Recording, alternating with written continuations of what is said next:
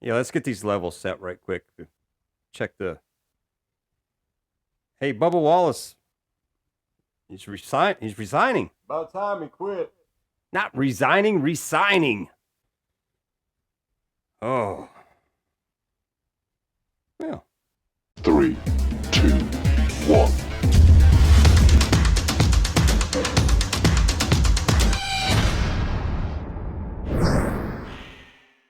What's up, everyone? Hope everybody out there is off to a great Wednesday.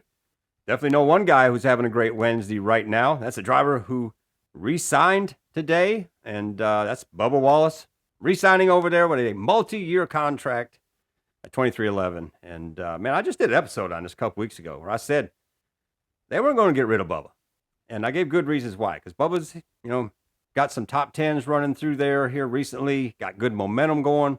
They weren't going to get rid of this guy, and they were so fully vested in him that there wasn't going to be a change right now. And I never saw that coming. Also said in that episode there that Kyle Busch would be staying over there with that 8 car. You had to see what all was going on there, but I feel pretty comfortable with that as well, with the way Kyle's running. And so right now I'm batting 50-50. Hopefully we'll be 100% there with all that. But this leads me also here to the deal with 2311 with not signing the charter agreement. And I'm going to tell you, from my opinion right here, this kind of confirms it to me more. The 2311 will sign this before the end of the year, because to make agreements like this, not only with the driver, but also the sponsorships and everything that go along with that, kind of tells me that probably are going to say, you know what, or they got this high end game, I guess you could say, that's going like, if we don't get it, we'll sign, we'll do it, but we're going to still fight for what else we're looking for. But you know, if this come down to legal stuff like this or something that went to court, this is going to be really bad for both parties. For NASCAR, for one, because then it's really going to come out people saying that they're overly greedy and that they control, and that's obvious. So many people say that NASCAR's, that's their baby, and that's the way that they roll with this. But the thing about this to me is the sponsors that are on the side of these cars. I don't think they want to be involved in a court battle like this, have their name drug through the media, because if this happens, every paper out there is going to get a hold of it. It's not just going to be sports. This will be big time talk, and I don't think any of the sponsors are going to want a part of this, because they're not going to want to be drugged through the mud with a lawsuit like this. And honestly, you got to look at it. They're putting their money into this race team because they believe in it with what's there now. And I think that they would say, this makes us look bad, so we don't want this to happen. So I kind of feel there's some agreements already made with this as well, that we'll say, you know what, we'll battle it out a little bit longer, but we're going to sign this contract if we have to this way, and we're going racing. And that's all I got to say about that. Now I want to move on to this weekend at Bristol. Obviously, man, these playoff drivers, they're having some wild issues here. Different things are happening. And a lot of drivers, man, they need that momentum.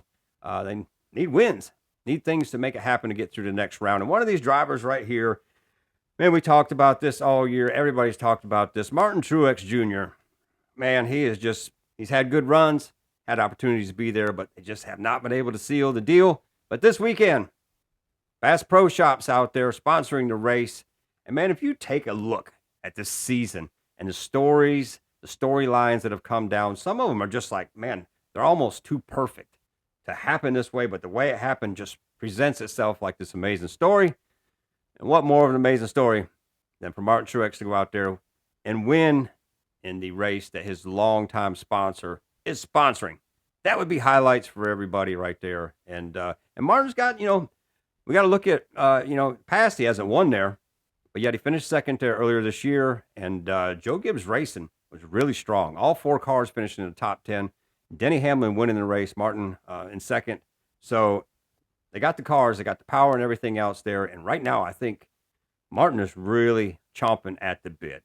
He's a clean driver and everything else, but I think for this race right here, he might put the bumper to somebody to get that checkered flag. So going to be interesting. See what happens. And the other driver that I want to talk about here at Bristol this weekend, that's in the Xfinity race. And this is another guy that this could be the end of the NASCAR career, and that's Dale Jr. Was going to be out there running the Xfinity race. And man, this is something that, again, would be a story like out of a book. If he went out there and was able to win his final start, if it's his final start, a lot of talk that that's the case. And I honestly, Junior, come on back and run, run a couple more next year. Let's keep it going. It's fun. But, if he was able to come out here and win this race and go away in style like that, would be pretty amazing. You got to look at it. He was fast there last year, in contention for the win. And they're bringing back the same setup, same everything. And I think Junior, with all the short track momentum he's had here, running the short tracks throughout this year and last year and everything else, I think he's getting that steady wheel back there that he could actually go out there and pull this off. And man, what a walk away win that would be for both of these guys if they can make this happen. And just imagine the headlines on Monday with stories like this if it happened. But anyways, that's all I got for you today. I just want to jump on here and talk about a couple things. And man, what do you think about the situation with Bubba and everything that's going on with that? I know a lot of y'all have told me how you felt in the past, but obviously it's going to be there for a lot more years. And you see a win coming in 2025. Personally, I can still see one for this year's out, but a lot of racing left to go. We'll see what happens. But anyways, hope everybody out there is having a great week as always. And man, we'll see you at the checkered flag.